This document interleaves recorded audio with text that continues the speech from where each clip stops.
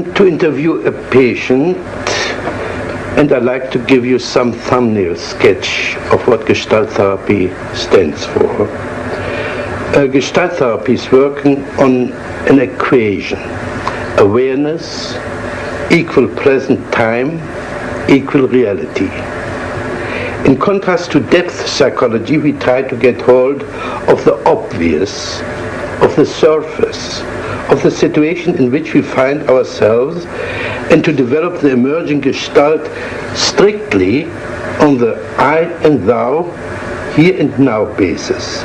Any escape into the future or the past is examined as a likely resistance against the ongoing encounter.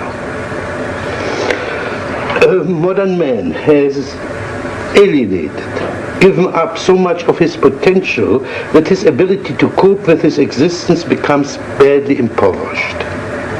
My aim is this: the patient should recover his lost potential. He should integrate the conflicting polarities, understand the difference between game playing, especially the playing of verbal games, on the one hand, and of genuine, authentic, confident behavior on the other. The civil war of inner conflicts weakens the efficiency and comfort of the patient, but every bit of integration will strengthen it. Now, in the safe emergency of the therapeutic situation, I repeat, in the safe emergency of the therapeutic situation, the patient begins to take risks and to transform his energies from manipulating the environment for support into developing greater self-support, that is, reliance on his own resources. This process is called maturation. Once the patient has learned to stand on his own feet, emotionally, intellectually, and economically, his need for therapy will collapse. He will wake up from the nightmare of his existence. The basic technique is this: not to explain things to the patient, but to provide the patient with opportunities to understand and to discover himself. For this purpose, I manipulate and frustrate the patient in such a way that he's confronting himself. In this process, he identifies with his lost potential, for instance, through assimilating his projections by acting out the alien parts of himself. Principally, I consider any interpretation to be a therapeutic mistake, as this would imply that the therapist understands the patient better than the patient himself. Takes away from the patient the chance of discovering himself by himself, and prevents him from finding out his own values and style. On the other hand, I disregard most of the content of what the patient says and concentrate most on the non-verbal level, as this is the only one which is less subject to self-deception than his verbal pseudo-self-expression. On the non-verbal level, the relevant Gestalt will always emerge and can be dealt with in the here and now.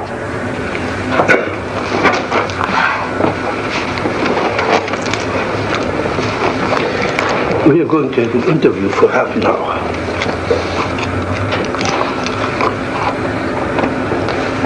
Right away, I'm scared. You say you're scared, but you're smiling. I don't understand how one can be scared and smile at the same time. And I'm also suspicious of you. I think you understand very well. I think you know that when I get scared, I laugh or I kid to cover up. But do you have stage fright? I don't know. I'm mostly aware of you. I'm afraid that you're going to have such a direct attack that you're going to get me in the corner, and I'm afraid of it. I want you to be more on my side. You say I get you in your corner, and you put your hand on your chest. Mm-hmm. Is this your corner? Well, it's like Yeah, it's like I'm afraid, you know. Where would you like to go? Can you describe the corner you like to go to? Yeah. It's back in a corner where I'm completely protected. And there you would be safe for me. Well, I know I wouldn't really. Well, but it feels safer. Yes. Imagine you were in this corner, and you're perfectly safe now. What would you do in that corner? I'd just sit. Just sit? Yes. No. How long would you sit? I don't know, but this is so funny as you're saying this. This reminds me of when I was a little girl. Every time I was afraid, I'd feel better sitting in a corner. Okay, you're panicky. Are you a little girl? Well, no, but it's the same feeling. Are you a little girl? This feeling reminds me of it. Are you a little girl? No. No, at last. How old are you? 30. And you're not a little girl? No. Okay. So you're a 30-year-old girl who's afraid of a guy like me. Well, I don't even know if I do know I'll be afraid of you. I get real defensive with you. Now what can I do to you? You can't do anything, but I can sure feel dumb, and I can feel stupid for not having the right answers. Now what would it do for you to feel dumb and stupid? I hate it when I'm stupid. What would it do for you to be dumb and stupid? Let's put it so like this. What would it do to me if you would play dumb and stupid? It makes you all the smarter and all the higher above me. Then I really have to look up to you because you're so smart. Yeah. Oh, yeah. And butter me up right and left.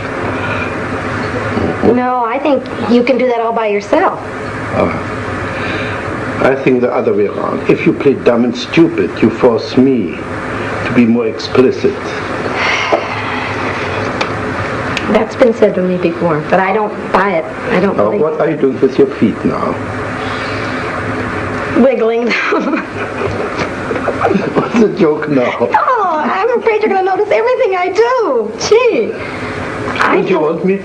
I want you to help me become more relaxed, yes. I don't want to be so defensive with you. I don't like to feel so defensive.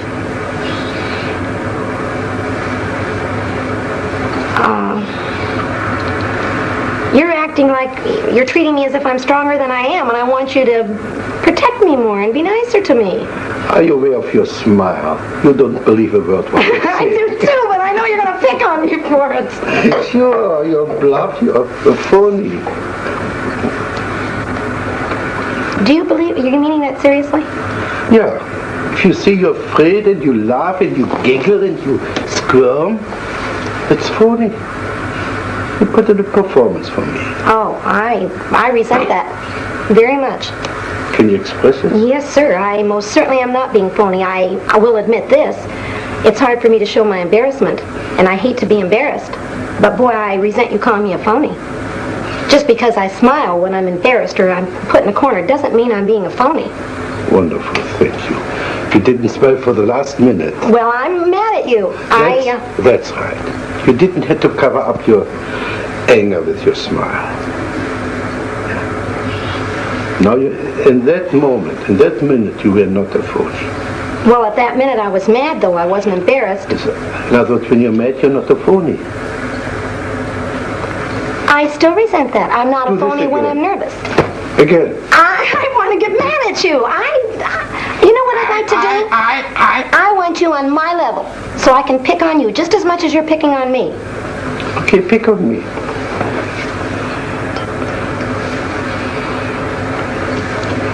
I have to wait till you say something that I can pick on. But what does this mean? Can you develop this movement? I can't find words. I want to develop this as if you were dancing.